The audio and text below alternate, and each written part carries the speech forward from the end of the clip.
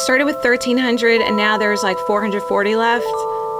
I have like a little closet that I use for storage too.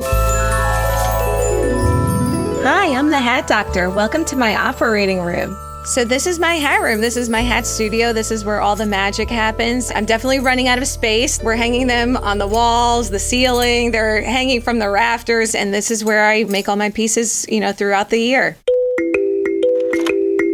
So I am a real doctor. I'm a physician. I'm a full-time radiologist, and I still work full-time. I love my job. I love being a physician. I love helping people, but I also have that artistic side that I have to nurture.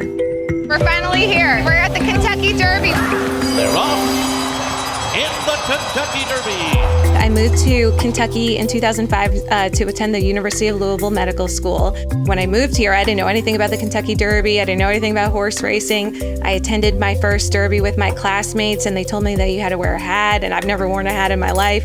But I've always been a very creative, artsy person. So I made my first hat, and I really enjoyed making it, and I sold it after that first Kentucky Derby. I think I sold it for $100, on eBay, and I thought I was totally rich, being a very poor medical student, and that's basically how the Hat Doctor business was born. What started off as a hobby and of course pocket money during medical school, and then when I graduated, boy, was I shocked about my student loans. I bought a house at the same time that my student loans were due. And then before you knew it, I was like in over $1 million in debt. I'm so thankful that I get to do something that I absolutely love to help pay down debt. I mean, it's like a miracle to turn a hobby into a business. It really is. This year, I went all out. Derby 150 is huge. I made 1,300 pieces this year. I didn't think I could do it. I set a goal for myself, and I did it. It's a lot of hats. It was a lot of work, but it was super fun. We are starting with the most bling headband ever. I custom order these and custom design these. I slice into them because you can kind of plant your flowers in there. We are going super red rose. So I always start with one central focal flower, and then I kind of build around that. This will probably take me, the construction portion will probably take about 90 minutes to 2 hours.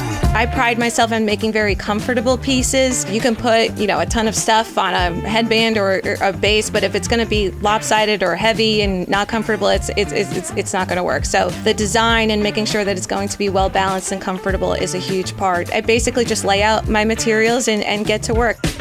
Most of my pieces average around $290. Some of my big showy pieces will be a little bit higher than that.